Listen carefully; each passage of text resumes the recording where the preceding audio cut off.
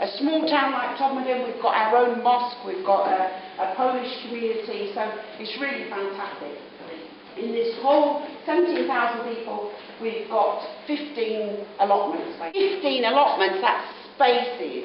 You know, some people go, oh, we've only got 7 with 45 in each. Well, that's the situation here. And we've still got a lot of back-to-back housing. We've got helicopter pads on the tops. That's traditionally where the rich people live, and low life on the bottom. That's where I live. Much better for growing. A few full-time farmers left, and we're suffering what the rest of the country suffers. What do rich people do? We'll buy a farm and we'll put horses on it. So forget growing food, but we'll have horses. Our market is the same as every other market in this country, dying on its feet. Because we've got people who talk about the lovely concept of farmers' markets. So let's make a special market for the middle classes and call it a farmers' market. Every day should be a farmers' market, learning and education. And I love that Pam says, cradle to cradle, because before we used to say cradle to the grave. That's why we're up creek, because it went to the grave and we've lost a whole generation. And then me and Nick saw that a certain type of element of society, oh, that's naughty and exciting. Well, actually, yes, it's naughty and exciting. And then the press and the media wanted to focus on that, guerrilla gardening.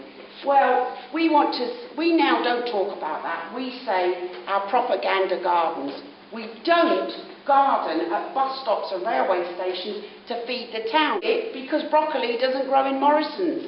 And there are 50-year-old people who say, bloody hell, is that a Brussels sprout? I didn't know they grew on these sticks. You know, it's about propaganda for us. It's not about taking over anybody's land. It's not about sneaking about with balaclavas at night. A real milestone was the doctors taking a vote for veg. How could they not? Really, I love it, because we had them over a barrel on that. Got a healing horticulture team. Every Monday, it's 11, Nick, 11 o'clock. Yep. With enduring mental health difficulties. I don't really know the proper term for it all, but that'll do. Meet Nick and go around the town looking after the propaganda beds. Now, everybody knows it's good to talk to plants, but not everybody knows the plants don't talk back. And that's why they're healing. That's why plants and planting and horticulture is so brilliant for people with stress-related or mental health problems, because they don't give you any lip. So that's a fantastic scheme. Our police force, we don't really give them the fine detail, but they will be having an array of vegetables very soon. They have got fruit trees and they will be gifted with vegetables. Every one of you in this room can go back to your fire station, police station, get them to buy into it, because safety can't be done against the rules. Say, no, it's not. They've done it in Todmorden. So community pride, fantastic sense of place, because, I'm at people who say, is it Torremolinos? And there was someone by the pool who said, hey, you come from Todmorden, that town with the hippies and the veg, whatever it is, whatever comment they made. People love it. Oh, it's Torremolinos. Someone heard about Todmorden. And we've got a letter in this week's local paper from a family in Australia saying, you know, I turned the telly on and it was Todmorden. So it's just fantastic. At the weekend, you can see people with a map in the summer going round, you know, with a little bag, picking veg, picking herbs, and just coming to have a look. Let's see what they're doing in Tod. Here's our first ever Harvest Festival.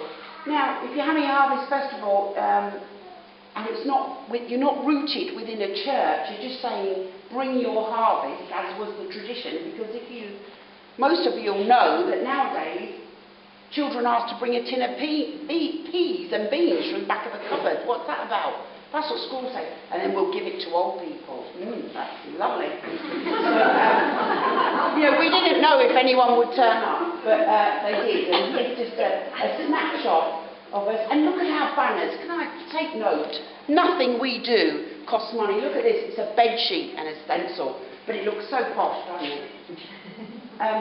This is fantastic. These two guys here are in a restaurant just down the road called the Vaders, and they make something which, in my own personal view, is inedible to me. It's red hot. It's called a nagar pickle. My son-in-law David, he loves it. Yeah, lots of people love it. To me, like, I said, oh my God, guys, that's no good like that. Anyway, they're very talented. And then the next thing is, there's two aspects to this. See there's the red hot nagar pickle there on their stall. So these women are running the stall selling stuff, and the guys can't get out of the restaurant, so I ask them to sell the pickle. They go, all right, then we'll sell the pickle, but we might have a mess about with it. So the lady in the apron got a farm, and she makes a cheese. She chucks in the nagar pickle, and she makes Calderdale Bad Boy, and it's the best seller. They're dying to stop you. The man in the middle knew he only had a few months left to live, and he said, I'm so taken with what you're doing, Mary. I don't want to die, I want to live, and I want to really get into it because it's fantastic. I said, Malcolm, don't let dying stop you, get me a cup. And we've got it, here we've got it, a Malcolm Savile trophy for growing. And it's just fantastic this year when Malcolm's trophy was given out. So, you know, he's going to live forever with us, with his trophy. These are some of our regular pickers in my garden that's been opened up to the public. This lady, Mary, fantastic, on her way to the Conservative Club, likes to pop in and get a bit of this and that. And this is Ali, who bought those seeds but doesn't have a garden, so I planted those in my garden. There's some fancy thing he loves, I don't know what they are. It tastes horrible again to me, but the fantastic thing is Ali and I wouldn't have anything to talk about if it wasn't for growing. Every day in the summer, Ali and I have had a conversation. And he likes to boss me about as well. You know, he doesn't like stinging nettles. He likes to insist I get rid of all stinging nettles out of the garden. But I've learnt lots of things. For instance, I never got a red tomato this year. Bengali people love green tomatoes. They only eat them green. So, you know, give them some. This is Nick, look, with his fish and his water and his Prince. And Prince Charles said to Nick, you're very crafty, you lot in Todmorden, and he didn't know how right he was. So, and this is Pam, look, doing what me and her are best at, shouting and talking, up on a windy day on an estate, where we expected, we'd had one bad experience, so we thought, well, we're going to have a second, but things were better. And these are the cooks doing it.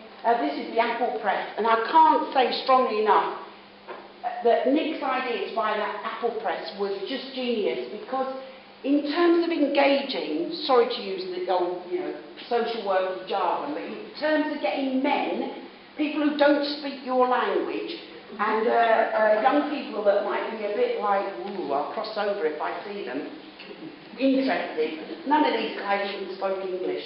They saw that apple press and thought, right, obviously they were hardwired apple men, keep them off it. And wherever we've gone, we've found young boys, young men, who's growing, it's for pugs, but I'll have a go on the old apple thing, because that's the man thing. So we found that very good.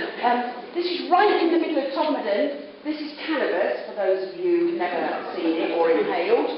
This is a huge crop, most probably worth a huge amount of money. So at one end of the town, Pam's showing round a group of visitors to look at the growing in Todd, and Estelle comes running up and says, Mary, there's thousands of pounds worth of dope in the canal, the police are there pushing it all out. And that's because we firmly believe this in Todmorden. People are getting rid of their dope crops and they're throwing tomatoes.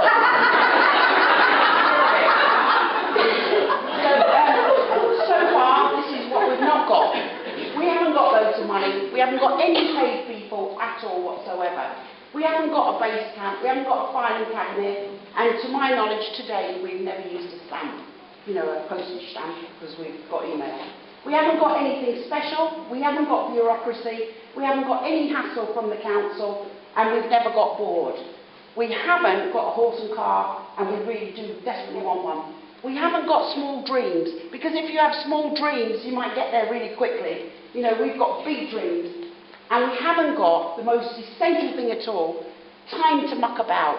Honestly, we have not got time to muck about. It's trouble's ahead, and it's round the corner. And I'm not into geography, I'm not into ice caps and melting, but I do know that it's right round the corner. I'll be long gone and dead, but I've got 9 grandchildren, and I haven't got time to muck about, so we've got to do it.